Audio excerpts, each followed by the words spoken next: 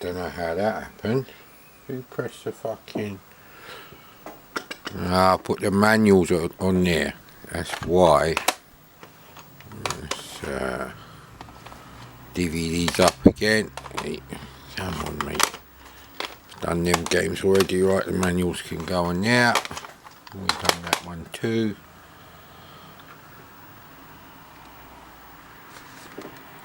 There we go.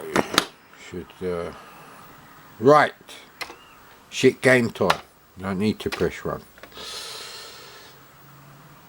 Very unusual shit game time.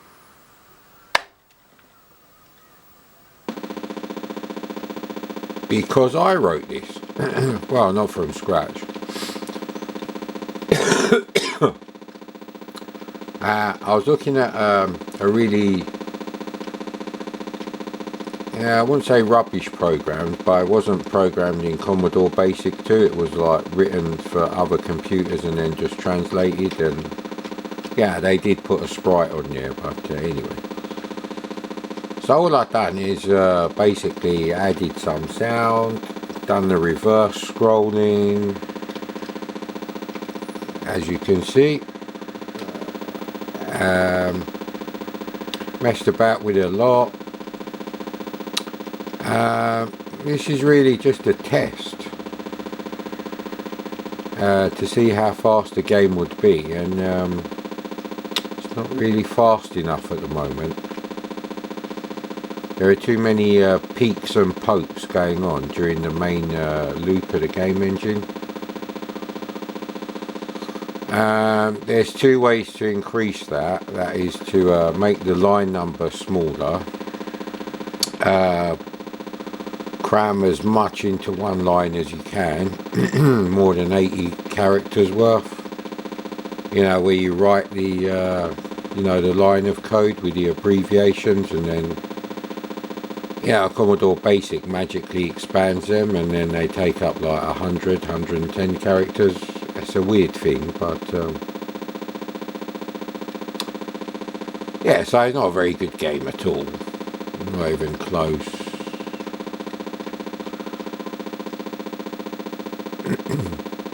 Maybe if there was a new version of Cassette 50, you're writing something like that. This would be okay for that. And like I said, the whole point of Cassette 50, assuming all the games on there were as good as the best type-in listings, was, well, it saves you typing them in, but more importantly, you can look at the programs and see how other people do things that you might have wanted to do on your computer. So, very easy game. Now, I had to take out skill level 1 to blah blah blah, because the way he was doing it, he was using print tab, which is a really shit way of doing it, but anyway. Now, if you don't do that, you have to do left string and stuff like that. Print, left string, A string, 1 comma, X for the position of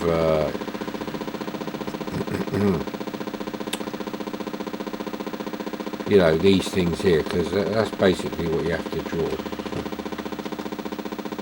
Pressing control doesn't slow the program down.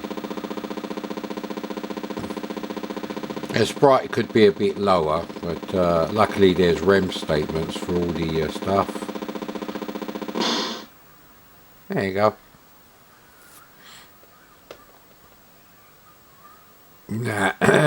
It took quite a bit of hacking to make it run again. I had to change the order of a lot of things that happen. So it's very messy. There's no point me uploading the code for this. A, because it's absolutely shit. No one would want to play this, even in basic, really. And B, because well, Spaghetti Junction, and there's loads of code that has to be cut out. But yeah, this is really a start point, and I need to do some more tests on Scully. Now, I don't like season 8 of the X-Files, and there was so much I found a website that said which episodes you have to watch if you're only interested in the main story, not like the weirdo of the week. See? So your best time, 3 minutes, 26 seconds, and this time you only made it to 8 seconds. There would have been a bit that said blah blah blah. Now the thing is, once you've got an acceptable game engine, you can do anything with it. You know, someone could do you a wicked SID tune for it, and someone could do you some wicked loading artwork, and you could make your own turbo loader out of it. And well, if you had like a colour printer and you know, a cassette deck, preferably a cassette doubler unit, and record it on 2 C2Ns, as long as they're in good condition. Stuff like that, you know. But he's not quite there yet. For a racing game, you want better. Even if it's just to say, well, it's only in basic, it's like, well, so what? But yeah, what would happen was, if you select skill level 5, the road would get narrower. I've kind of set the road at skill level about 3.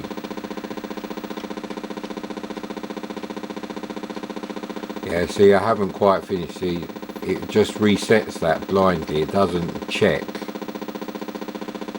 to make sure that, you know, the last time you did is, you know, is or isn't as good as the best of all time, the Ayrton Senna time. Now, it could be a real arsehole and call this Ayrton Senna's Formula 1 motocross. Yes. That's really how I feel about the C64 scene. The machine code games that come out now, and 90% of them, they're not as good as the best examples of game development on the C64 in the 80s. It's just, nah. And all the modern tunes that people do, they're of a certain type of music which don't really interest me.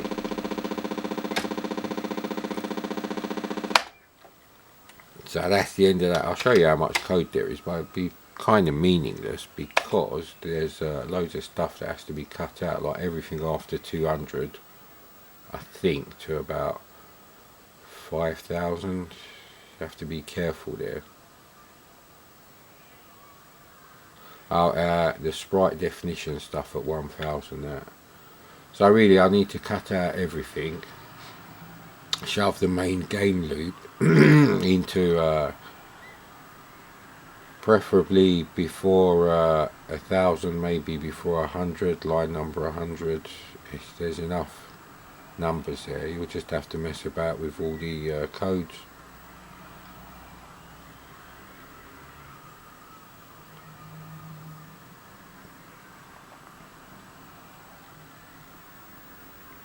So that's a bit weird. The stuff is at 4,000 for like the end of the game, I think.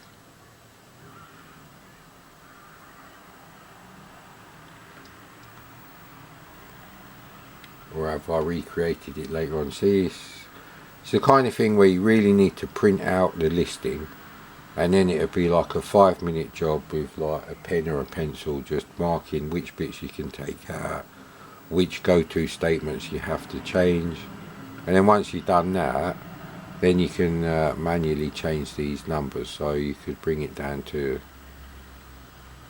well, I don't know how you do it, but there's no simple way of doing it. And of course,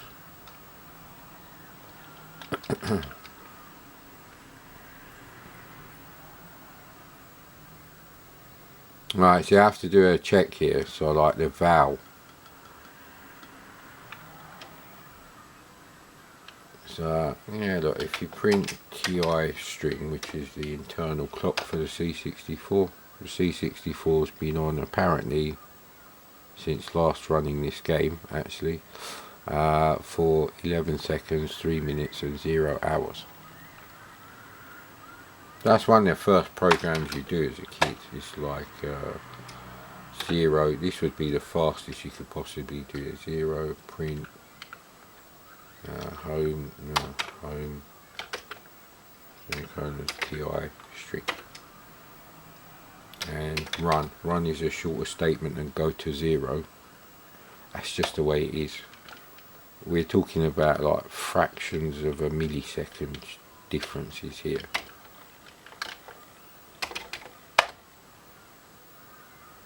There you go. See? That's how you do the clock.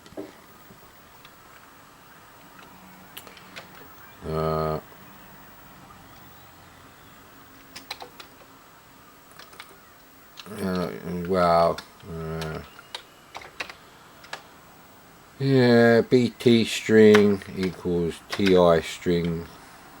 I'm not sure why it's stored as a time, because it is a number, but it's not a numerical number because it doesn't go obviously above 59. There, all there. Well, actually 24 there.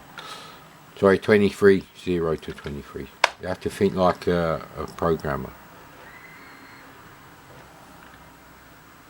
So, you know, if you wanted half a dozen eggs, if a programmer was doing the packaging, it would say 5, because 0 is a valid thing, 0 to 5. Yeah, anyway, I'm not even going to explain that. So if you print BT string, we'll give an out string. So there you go. Now, if you said print val BT string, that gives you an actual number. See? That's why there's no extra zeros on the front. So what I have to do in that code is basically where it says BT string equals M string, which is what they use, you know, to take a snapshot at a time. I don't know. See, that's what the code's written like. So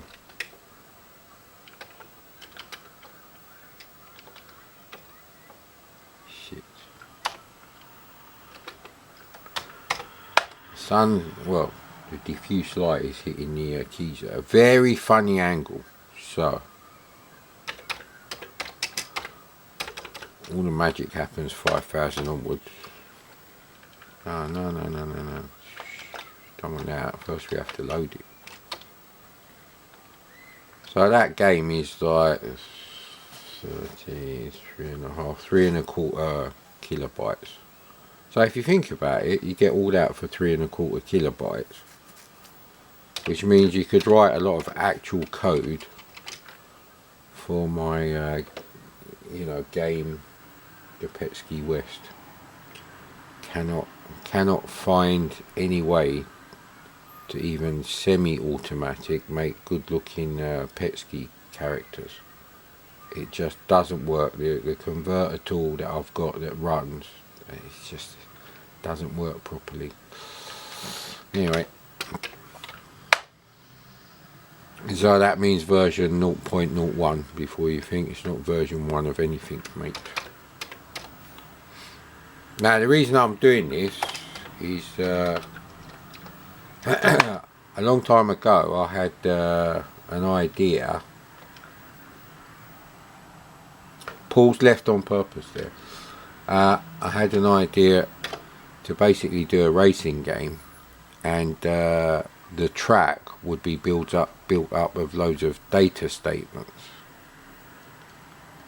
I think I may have done that before, because there was a listing in either Commodore Horizons, Commodore User, your Commodore, your 64, things like that, where it was actually like that. They'd like done the entire like track in all these like data statements in speech marks, and basically it would just read them in.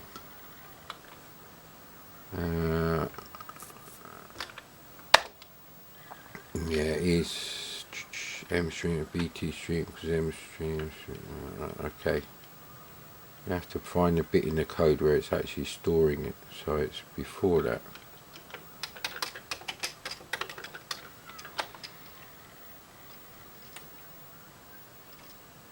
See, look, I've crammed in all the code here. It's really not a good way, but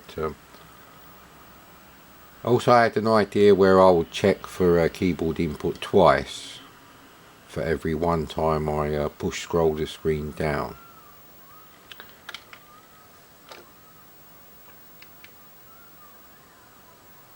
So this is quite a simple one. If,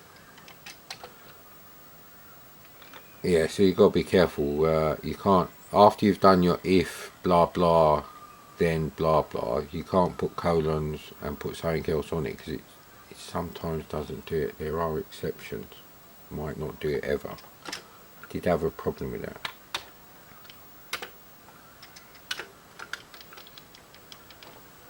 If our M string is greater than BT string, then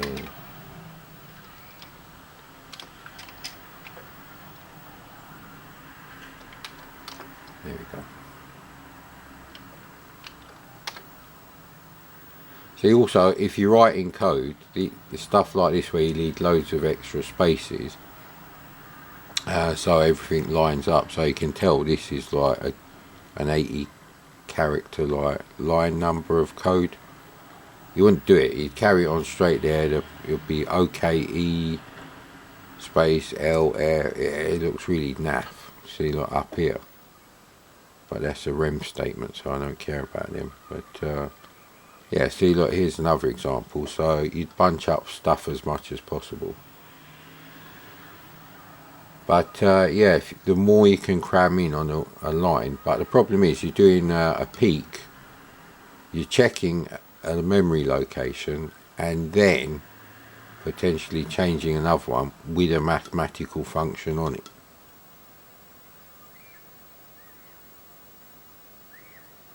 And that seems to take time. So you're checking for a value in that memory location, but then you have to poke this minus what's already there. So you have to do a read and then a subtraction, which I think the CPU instruction set will allow. But anyway, this should work now. So like I say, rerunning the code for like another go took me ages. Basically, because it was never designed to do that. And like I say, it's doing loads of other stuff and then defining the sprite. I suppose I could have done a restore. I just wanted to write it properly, but I think really you have to junk the whole thing.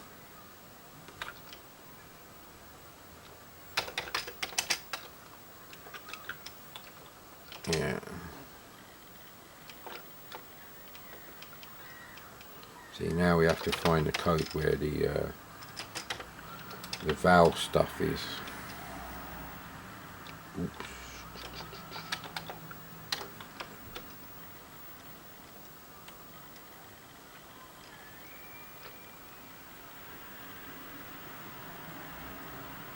He's doing something weird there. So he's doing midstream, blah blah blah.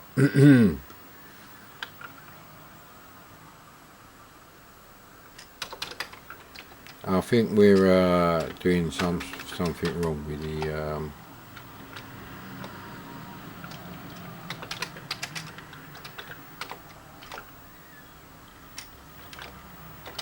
yeah, that's what we've done wrong.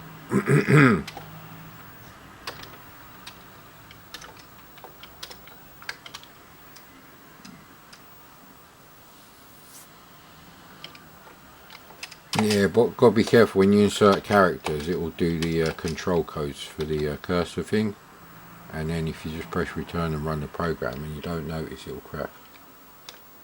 So basically, the last go that you had, if it's a greater number than the high score, which it will be, even though, you know, each digit only goes up to 60, it doesn't matter. That's when you change it, so that should work. Now,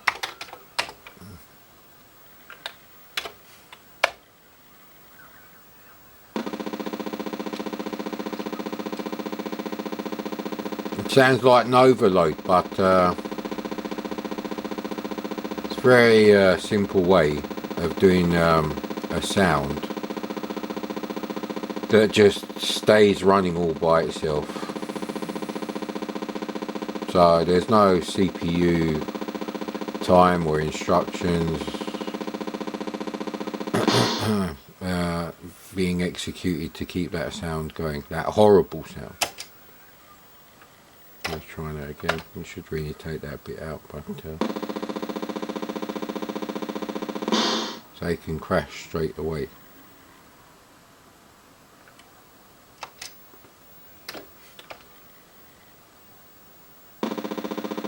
Yeah, so see. It's enough for you, mate. We need to find some Overload games in it. Did I say what the file name was there? No, I took that bit out because I can never keep track of them. So it's a problem now. You have to like have a pen and paper, well back then you did, to write down what you've called all your programs, so you can always increment the thing at once.